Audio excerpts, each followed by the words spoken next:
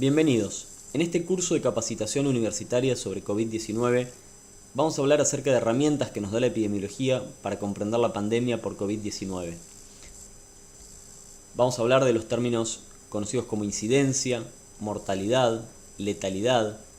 Vamos a mencionar algunos posibles sesgos en los registros y estimaciones epidemiológicas y vamos a mencionar la posibilidad de utilizar modelos de predicción.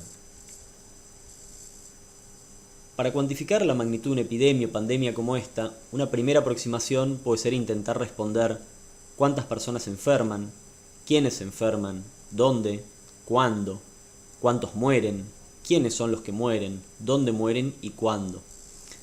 Esto me podría permitir entender la evolución de la epidemia, también identificar factores o grupos de mayor riesgo, proyectar necesidades de insumos, de recursos humanos, de instalaciones. Todos recordamos cómo al inicio de la epidemia, cuando empezaron a verse los casos crecientes, en la China se aceleró la construcción de hospitales. Esto fue de alguna manera estimado a partir de las proyecciones epidemiológicas que mostraban cómo evolucionaba lo que vamos a ver que se llama curva epidémica. El riesgo es uno de los conceptos centrales en epidemiología y hace referencia a cuál es la probabilidad de sufrir un evento indeseado en salud, ya sea enfermar o morir. Entonces, cuando hablamos de cuántos se enferman, inicialmente podríamos contar los casos, uno por uno, e ir viendo día a día cuántos nuevos casos hay, o hacerlo por semana, o al finalizar la epidemia. Para ello es necesario contar primero con una definición de caso, es decir, a quién voy a considerar un caso, ya sea sospechoso o confirmado. Y esto puede ir cambiando según el lugar y el tiempo. Las autoridades sanitarias, que se apoyan en sus epidemiólogos, van a elegir la definición más conveniente según el contexto local, el problema de salud y el momento. Idealmente esta definición va a tratar de ser muy sensible en casos de alta contagiosidad como esta, para tratar de que no se me escape ningún caso probable, aunque tal vez esa definición no sea tan específica. A lo mejor con una definición de caso yo le digo a alguien que podría tener COVID-19, aunque después los estudios terminen mostrando que no era así. Por ejemplo, cuando empezó el brote, aquí en Argentina se consideraba para el Ministerio de Salud un caso sospechoso toda aquella persona que viniera de China con ciertos síntomas específicos, como fiebre, odinofagia o disnea. Esta definición fue cambiando y va a seguir cambiando. Como vemos, volviendo a lo que mencionamos de sensibilidad y especificidad, el objetivo de esta definición era tratar de que no se nos escapara ningún caso, aunque tal vez le dijimos a más de una persona que llegó con una gripe, con una neumonía de otro origen, con una crisis asmática, por venir de la China le dijimos que pensábamos que podía tenerlo y después fue descartado. Ahora, un sistema de salud puede definir al principio que todo caso sospechoso debe tener una confirmación por un test de laboratorio, pero por ejemplo cuando la circulación de virus en la comunidad está muy difundido y algún sistema de salud tal vez ya no cuenta con la cantidad suficiente de test, puede ser que decida que no es necesario tener un test. Y entonces la definición de caso pasa a ser exclusivamente clínica. Esto ocurre en algunos sistemas de salud actualmente donde no cuentan con recursos suficientes para hacerle test a toda la población.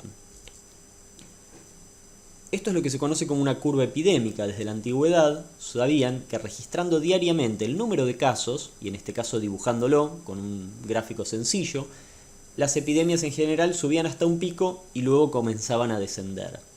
Esto está descrito desde la antigüedad. Aquí vemos el número de casos en el eje vertical, en el eje horizontal la fecha y cómo van apareciendo desde el primer caso, va creciendo y después en algún momento empieza a reducir.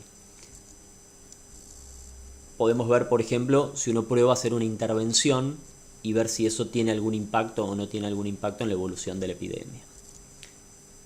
Otra forma es graficar ya no solamente los casos nuevos, sino los casos acumulados. Es decir, voy sumando los casos y entonces puedo ir viendo, esto es tomado de un sitio de estadísticas de la pandemia, podemos ir viendo y hacer comparaciones con nosotros mismos y con otros países. En este caso destaca la pendiente que va surgiendo de comparar cómo va evolucionando día a día la cantidad de casos acumulados. Entonces vemos la pendiente en Estados Unidos que es francamente mucho más vertical, se acerca mucho más a la vertical que casos como Irán, Italia o China, que alcanzó una cierta meseta y actualmente no está notificando nuevos casos. Ahora, Contar el número de casos va a tener algunas limitaciones. Por ejemplo, no me permite conocer exactamente el riesgo, si bien lo que vimos en el gráfico anterior de mirar la pendiente me da una idea aproximada, pero tampoco me permite comparar exactamente con otras poblaciones. Por ejemplo, si decimos que hoy en el mismo día se registraron 500 casos nuevos de COVID-19 en Nueva York, pero también 2 casos nuevos en la localidad de Las Lajas, en Neuquén, uno puede preguntarse, ¿dónde es mayor el riesgo? Vamos a tratar de mostrar cómo hacemos una aproximación a esto. Para responder surge el concepto de incidencia.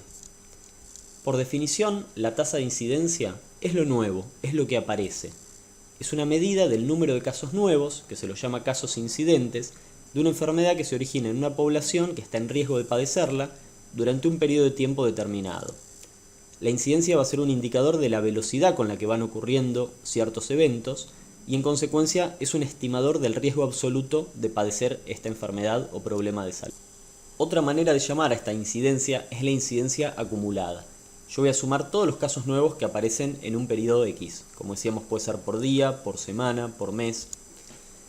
Entonces, la incidencia de COVID-19 en una población va a ser el número de casos nuevos de COVID-19 en un periodo, dividido el número total de personas en riesgo al comienzo de ese periodo.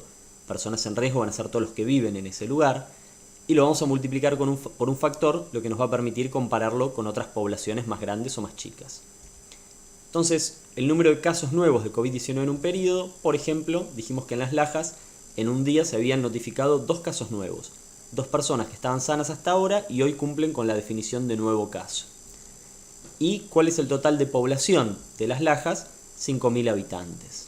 Esto lo multiplico por un factor y me va a dar un número. Si el factor por el que lo multiplico fuera 10.000, por ejemplo, para poder compararme con una población de una provincia de China o con el estado de Nueva York, hago 2 dividido 5.000, lo multiplico por 10.000 y me da de 4.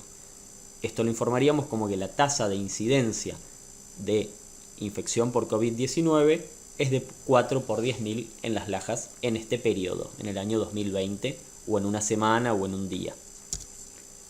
Ahora, ¿cómo va a ser en el caso de Nueva York? Dijimos que había 9.000 personas que estaban sanas y que hoy fueron notificadas como casos de COVID-19.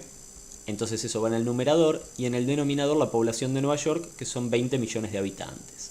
Esto lo vuelvo a multiplicar por el factor de 10.000 y entonces tengo 9.000 dividido 20 millones multiplicado por 10.000 me da 4,5. En este caso, esto era a los fines de practicar cómo se sacan las cuentas, uno podría ver en qué lugar el riesgo es mayor, más allá de las diferencias de la estructura de la población. Obviamente esto después puede ser sometido a análisis mucho más sofisticados. Ahora, también puedo utilizar esta tasa de incidencia de manera comparativa para ver con otras poblaciones y con la misma de un país o de una ciudad, cómo es la evolución y las diferencias en el riesgo. En este caso, traemos el ejemplo de la tuberculosis, donde se medían los casos nuevos y se calculaba una incidencia dividiendo los casos nuevos por la población total.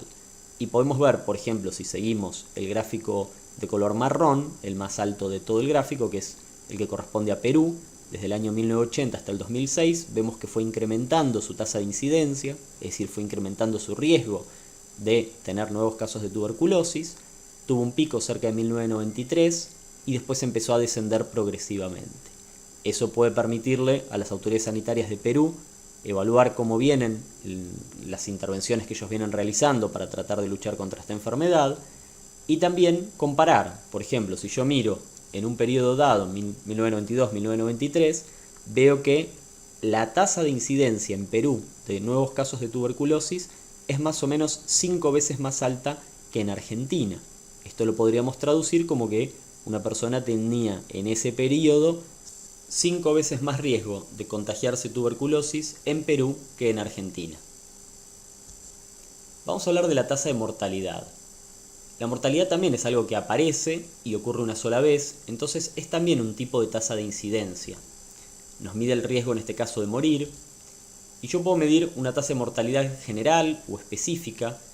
Si hablamos de la mortalidad por una enfermedad determinada, por ejemplo por COVID-19, y queremos calcular cuál es la tasa de mortalidad en Italia en el año 2020, Esto se va a construir con un numerador, un denominador y un factor. En el numerador vamos a poner el número de muertes por COVID-19 en Italia en ese periodo. Lo vamos a dividir por toda la población en riesgo, que van a ser todos los habitantes en Italia en ese periodo, y lo multiplicamos por un factor, lo que nos va a permitir compararlo con lugares con mayor población o menor población. Esto me mide el riesgo de un habitante promedio de Italia de morir por COVID-19 en ese periodo. Sabemos que el riesgo de mortalidad no es el mismo en poblaciones más añosas que en niños, entonces tal vez sería conveniente calcular esta tasa de mortalidad para las distintas franjas etarias. Ahora vamos a hablar de la tasa de letalidad, que no es lo mismo que la tasa de mortalidad.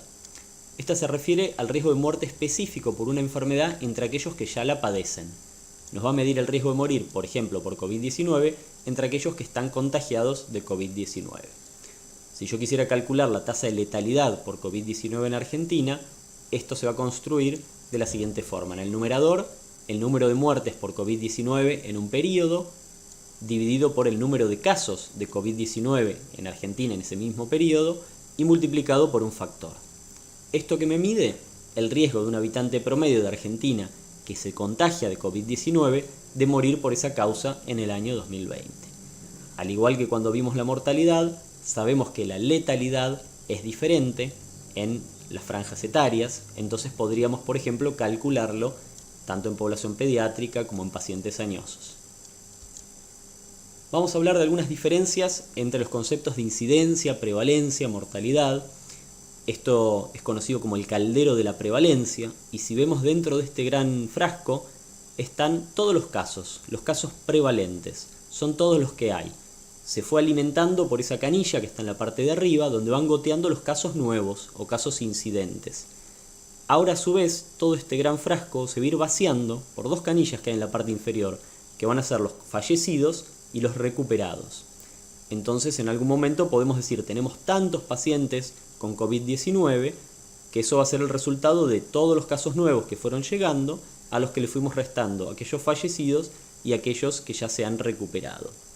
Ahora, vamos a pensar que puede haber posibles sesgos para todo este tipo de registros. ¿Por qué? Por un lado, acerca de la incidencia.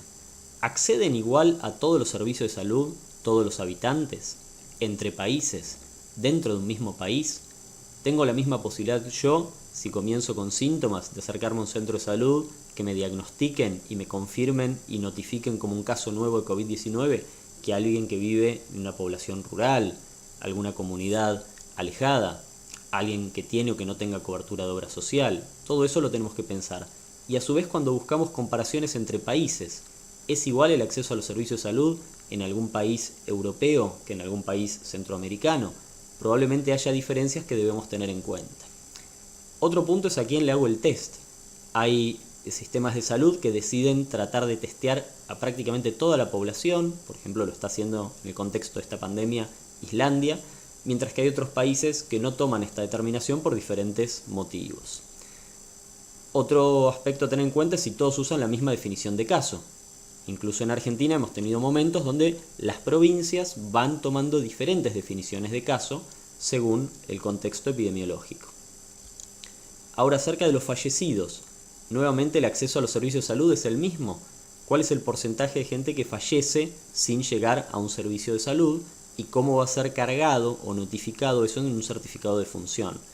Entonces podemos tener, tal vez, muertes por COVID-19 que sean notificadas por otra causa. Si alguien muere en un paraje alejado y no hay nadie, ningún médico para elaborar en el momento el certificado de función y lo hacen más adelante, tal vez pongan otra causa, tal vez se ponga infarto, muerte súbita cardíaca.